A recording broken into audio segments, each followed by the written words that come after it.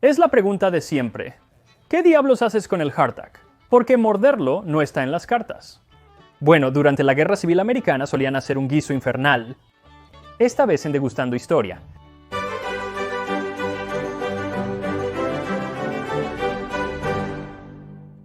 Entonces, uno de los ingredientes principales en el guiso infernal es el hardtack, y resulta que el año pasado hice algo de hardtack y todavía me queda bastante, así que eso es lo que voy a usar.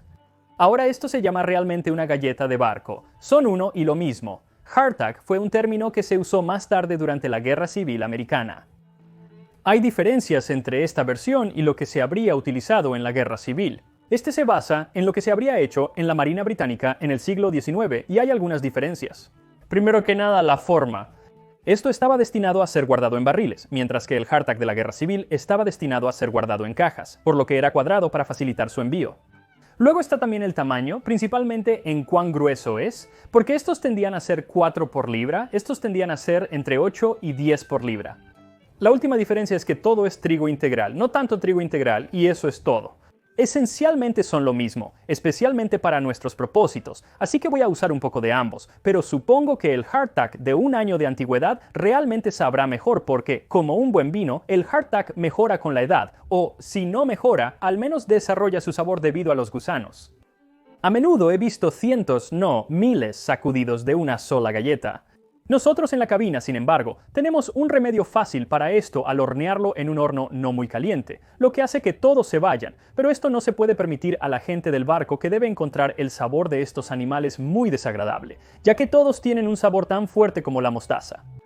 Lamentablemente, ningún gusano encontró su camino en mi galleta dura, así que solo tendré que fingir. La receta de hoy proviene del diario de William Bircher, quien fue un niño tambor en el 2º Regimiento de Voluntarios Veteranos de Minnesota.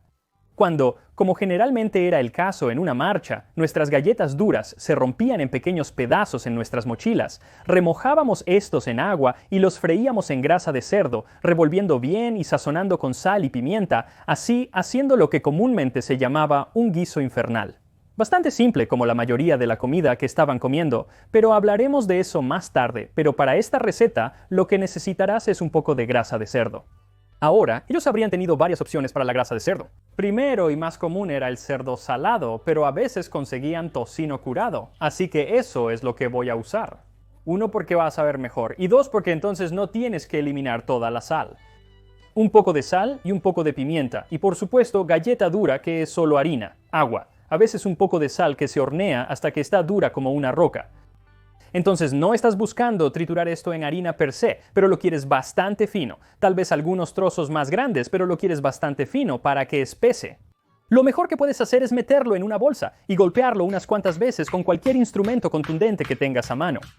Bueno, ambos necesitaron algunos golpes para romperse, pero la galleta de barco de un año fue mucho más dura y no sé si es por la edad o porque es más gruesa, pero eso requirió mucho trabajo. Es un poco loco lo duro que es esto, pero no por mucho tiempo porque vas a ponerlo en un tazón y verter un poco de agua sobre él y en solo un par de minutos lo absorberá y será más suave. Ahora, los soldados comían tanto este bizcocho duro que rápidamente se cansaron de él y una de las formas en que expresaban su frustración era escribiendo letras paródicas de otras canciones populares sobre cuánto odiaban el bizcocho duro. Una era la canción de Stephen Foster llamada Tiempos Duros. Cerremos nuestro juego de póker, tomemos nuestras tazas de lata en la mano, mientras nos reunimos alrededor de la puerta de la tienda del cocinero donde se dan momias secas de bizcocho duro a cada hombre. Oh bizcocho duro, no vuelvas más. Es la canción del soldado cansado, hambriento y débil. Bizcocho duro, no vuelvas más. Y el autor de nuestra receta, el tamborilero, lamentó, nuestros bizcochos duros eran muy duros. Apenas podíamos romperlos con nuestros dientes, algunos apenas podíamos fracturar con nuestro puño. Pero él dijo que proporcionaba bastante nutrición una vez que podían descubrir cómo llegar a ella haciendo cosas como hacer un guiso infernal. Así vimos qué posibilidades verdaderamente vastas e insospechadas residían en esta inocente galleta dura de 3,5 pulgadas cuadradas. 3 constituían una comida y 9 eran una ración, y esto fue lo que luchó las batallas por la Unión. Un buen respaldo siempre y cuando sea comestible, y para hacer eso va a necesitar algo de grasa de cerdo. Así que calienta tu grasa y luego añade el galletón remojado a la sartén, espolvorea un poco de sal y pimienta sobre él y revuélvelo hasta que se dore. Solo debería tomar un par de minutos, que es tiempo suficiente para presionar el botón de me gusta, asegurarte de que estás suscrito a Tasting History y escucharme hablar sobre qué más podría comer un soldado de la guerra civil. Ahora, cualquier conversación sobre lo que podría comer un soldado de la guerra civil viene con un barril entero de advertencias. ¿Eras un oficial? ¿Eras de la Unión o Confederado? ¿Dónde en el país estabas luchando? ¿Qué época del año era y cuánto tiempo había transcurrido en la guerra? Y por supuesto, ¿estabas herido o capturado? El año pasado hice un video sobre lo que podrías comer en un hospital de la Unión y francamente no era tan mala comida en comparación con lo que todos los demás estaban recibiendo. En el otro extremo del espectro, si estabas en Andersonville, serías afortunado de recibir algo. Así que con eso en mente, me voy a centrar en lo que recibiría el soldado promedio de la Unión si recibiera lo que le correspondía. En su memoria acertadamente llamada Hardtack and Coffee, John Billings del ejército del Potomac afirmó que rara vez se quedaban sin ningún tipo de raciones. Estaban bastante bien alimentados. En cuanto a la calidad de esas raciones, eso era un poco más variable. Tanto así que cuando recibían carne de res salada, cuestionaban de dónde venía realmente y la llamaban caballo salado. Llega hasta el punto de afirmar que los inspectores de alimentos del ejército estaban en connivencia y aceptaban sobornos de los contratistas que les proporcionaban raciones de mala calidad, y ningún lenguaje puede ser demasiado fuerte para expresar el desprecio que todo hombre, mujer y niño patriótico debe sentir por tales criaturas de alma pequeña, muchas de las cuales hoy en día se revuelcan en las riquezas adquiridas de esta manera, pero siempre y cuando todo estuviera en orden, el soldado en el campamento debería esperar recibir alguna variación de cerdo salado, carne de res fresca, carne de res salada, raramente jamón o tocino, pan duro, pan suave, papas, una cebolla ocasional, harina, frijoles, guisantes partidos, arroz, manzanas secas, duraznos secos, vegetales desecados, café, té, azúcar, melaza, vinagre, velas, jabón, pimienta y sal. Ten en cuenta que no recibían todo eso todos los días, siempre era alguna variación que llegaba a pedazos y eso solo si estaban acampados. Si estaban marchando, recibían 1 libra de pan duro, 3/4 de libra de cerdo salado, o 1 libra y 1/4 de carne fresca, azúcar, café y sal. Por lo tanto, era importante que cuando estabas en el campamento guardaras un poco de esa ración para los días en que estabas marchando, y hay algunas razones por las que esas dos raciones eran tan diferentes. Primero, es que el tren de suministros a menudo estaba muy detrás de la mayoría del ejército en marcha. Otra era que, aunque a menudo llevaban rebaños de vacas con ellos, necesitaban establecer un campamento para poder matarlas y despedazarlas para obtener carne. Ahora, para desglosar algunas de estas raciones y discutir qué hacían los hombres con ellas, deberíamos comenzar con el hardtack, que es un alimento básico. Según John Billings, en realidad había 3 tipos. El primero era el tipo que era tan duro que realmente no podías comerlo. Este era el mejor tipo. El niño tambor que escribió nuestra receta afirma que la dureza provenía de su antigüedad, ya que había una creencia común entre los chicos de que nuestro hardtack se había horneado mucho antes del comienzo de la era cristiana. Esta opinión se basaba en el hecho de que las letras BC estaban estampadas en las cajas de galletas. BC probablemente significaba comisaría de brigada o la compañía que los proporcionaba. Los otros 2 tipos de galleta dura estaban empapados y mohosos, generalmente debido a un mal almacenamiento, y otros infestados con gusanos, larvas y gorgojos, y si un hombre obtenía cualquiera de estos tipos, se suponía que podía devolverlos e intercambiarlos por una buena galleta dura, siempre que quedara alguna buena galleta dura, y siempre que supieran que estaba mal, porque en la oscuridad podría ser difícil de distinguir, y no era un hecho inusual que un hombre encontrara la superficie de su taza de café llena de gorgojos después de desmenuzar la galleta dura en ella, los cuales habían salido de los fragmentos solo para ahogarse. Aunque él dice que una vez retirados no dejaban ningún sabor discernible. Pero incluso si tenías el mejor tipo de galleta dura, tenías que hacerle algo para hacerla comestible, y el tamborilero dice que había 15 formas distintas de hacer esto. Una de ellas, por supuesto, fue nuestro guiso de hoy, el guiso Hellfire. Otro se llamaba Skillygally, y en realidad son muy similares, aunque se describía como un plato para hacer rizar el cabello, y ciertamente era lo suficientemente indigesto para satisfacer los antojos del dispépsico más ambicioso. Otro plato era Lobscouse, que básicamente era como un guiso, dependiendo de lo que tuvieras a mano, que luego se espesaba con el hardtack, y en realidad no suena tan mal según John Townsend, quien lo hizo en su maravilloso programa Townsend's y parecía gustarle, pero por muy apetitoso que suene el lobscouse, Hay otra mezcla que suena un poco menos, y eso era si estabas marchando y no tenías tiempo para hacer un fuego, pero estabas realmente hambriento y dispuesto a arriesgar tus dientes. Entonces comerían hardtack en estado crudo. Sin embargo, para hacerlos un poco más apetitosos, se cortaba una fina loncha de buen cerdo gordo y se colocaba sobre la galleta y se ponía una cucharada de buen azúcar moreno encima del cerdo y teníamos un plato digno de un soldado. Por supuesto, el cerdo estaba crudo y acababa de salir del encurtido. Azúcar, yay. Cerdo salado crudo, nay. Ahora, si no querían comerlo así, o si no querían suavizarlo mezclándolo con un poco de grasa o café, entonces lo machacaban hasta convertirlo en polvo, mezclaban esto con arroz hervido y hacían tortitas y miel.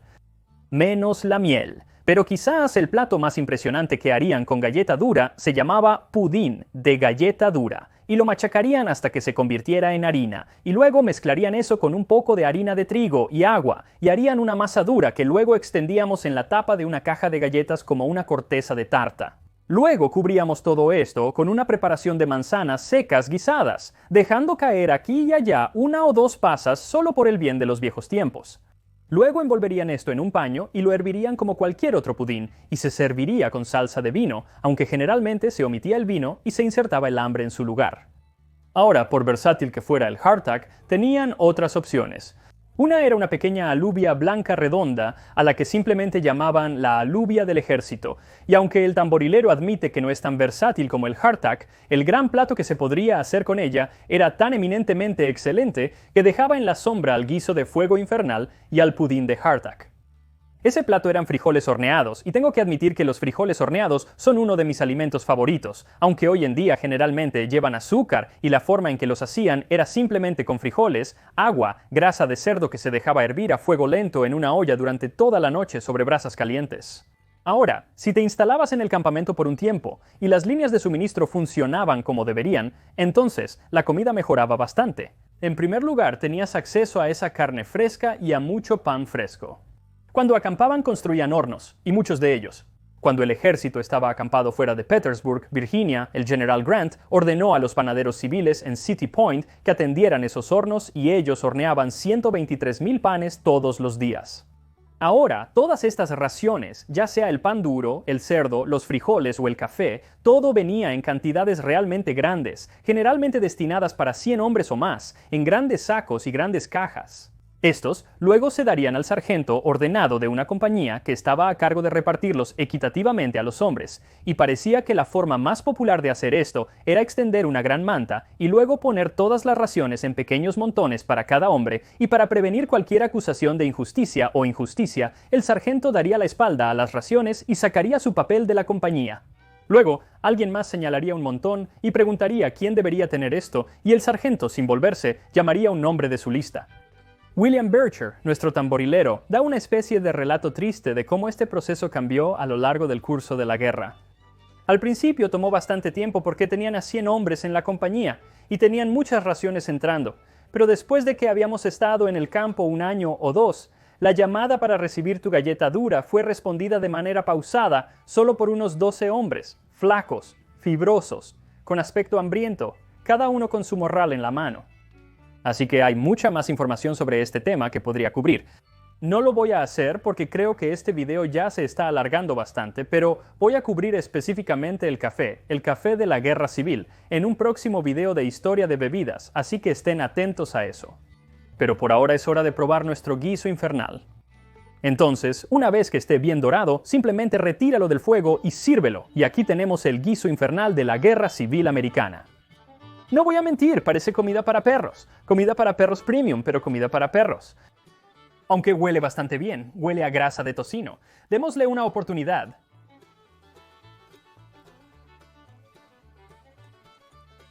Eso es realmente extraño. La textura es realmente extraña. Se va a quedar atascado en cada recoveco de tu boca. En realidad, el sabor no es tan malo. Me recuerda un poco al chorizo, pero mucho más seco y desmenuzable. Si añades incluso más grasa, podría adherirse un poco mejor, pero incluso así creo que va a ser desmenuzable sin importar qué. Utilizo bastante grasa en esto. El problema es que el hardtack absorbe todo. Simplemente necesita líquido, así que agua, grasa, solo añade más, pero en general no está tan mal y si realmente tuviera mucha hambre y no hubiera comido mucho y acabara de hacer una marcha de 20 millas, comería esto con gusto. Así que asegúrate de seguirme en Instagram Tasting History with Max Miller y nos vemos la próxima vez en Tasting History.